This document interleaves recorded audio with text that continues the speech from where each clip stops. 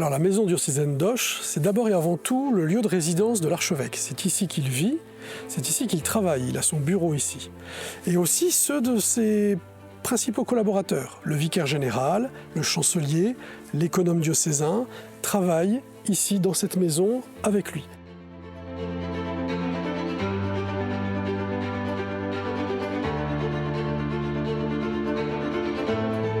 Il y a ensuite les services diocésains. Par exemple, la catéchèse, le service des pèlerinages, mais aussi la direction de l'enseignement catholique, qui est un gros service très important, est aussi ici, dans cette maison diocésaine. Et enfin, c'est le lieu de résidence des prêtres retirés, des prêtres qui sont à la retraite et qui rendent des services dans les paroisses pour aller dire des messes. Ils vivent aussi ici tant qu'ils le peuvent. Il y a aussi des laïcs, des femmes, des hommes à la retraite, souvent seuls, qui recherchent ici une vie de communauté, une vie fraternelle, avec des appartements à loyer modéré.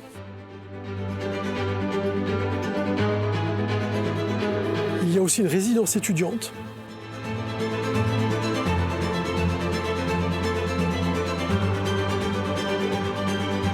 Il y a enfin des salles de réunion où l'on peut se réunir. Et puis il y a un petit restaurant où l'on peut déjeuner ici tous les jours. Les gens de passage, les bénévoles, les laïcs, les prêtres, les gens qui travaillent sur ce site. Alors la première pierre a été posée en 1667 sous le roi Louis XIV. Et les travaux se sont étalés à peu près sur un siècle parce que le bâtiment a été construit en 3 phases précisément.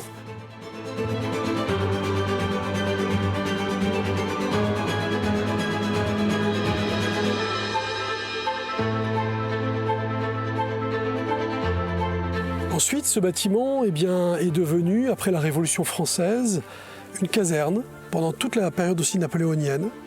Il est redevenu un séminaire où on formait les prêtres du Gers, jusqu'en 1905 où l'État l'a réquisitionné et en a fait de nouveau une caserne, puis un hôpital militaire juste avant la guerre. Et en 1923, les prêtres du diocèse se cotisent et rachètent le bâtiment à l'État pour en refaire de nouveau un séminaire, puis aujourd'hui, l'archevêché et la maison diocésaine.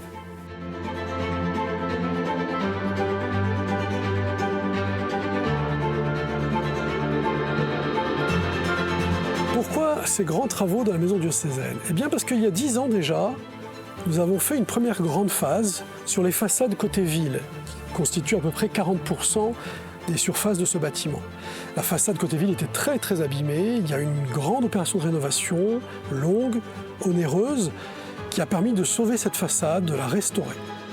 Et bien 10 ans après, nous faisons la suite, nous faisons les 60% restants, c'est-à-dire la façade côté cour, qui est elle aussi abîmée, comme vous pouvez le voir derrière moi, qui est vieillissante, qui a été maintes fois réparée, mais qui aujourd'hui n'est plus en état de pérenniser ce bâtiment durablement. Nous allons donc engager des travaux pour garantir la pérennité de ce bâtiment pour les 50, 60, peut-être 80 ans à venir. En quoi consistent les travaux de la maison diocésaine? Ce sont des travaux assez lourds qui vont s'étaler sur 22 mois en 3 grandes phases. Les travaux concrètement consistent à enlever l'ancien enduit, réparer toutes les pierres qu'il nécessite, parfois même changer des pierres de taille, reprendre tous les appuis de fenêtres, reprendre une bonne partie des menuiseries qui sont très abîmées, reprendre les descentes d'eau pluviale. Voilà, toute une série de petits travaux. Évidemment, les plus visibles, ça va être la façade elle-même, ça va être l'enduit. Mais il y a plein de petits travaux aussi périphériques qui garantissent la pérennité de ce bâtiment. Donc ce sont des travaux longs, faits à la main, selon des méthodes artisanales et éprouvées. Et donc c'est un chantier qui va être un peu long, mais aussi un peu onéreux. C'est un chantier qui va coûter un peu plus d'1 million d'euros. Et c'est la raison pour laquelle nous avons lancé une grande souscription pour nous aider, pour participer activement au financement de ces travaux. Bien maintenant, je m'adresse à vous, vous qui découvrez cette maison diocésaine. Si vous souhaitez devenir acteur de ce projet de rénovation de cette maison, si vous souhaitez participer activement et nous soutenir, eh bien vous avez la possibilité de donner par la Fondation du patrimoine ou de prêter au diocèse par le site Credo Funding ou Credo Lending afin de nous apporter les fonds nécessaires, les 650 000 € que nous levons pour participer aux côtés du diocèse à la rénovation de cette maison.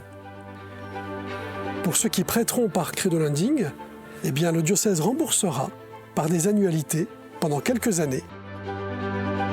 Prêtez au diocèse, donnez au diocèse et nous vous tiendrons informés de l'avancement des travaux de cette maison en votre qualité d'acteur, de co-constructeur de ce chantier. À bientôt.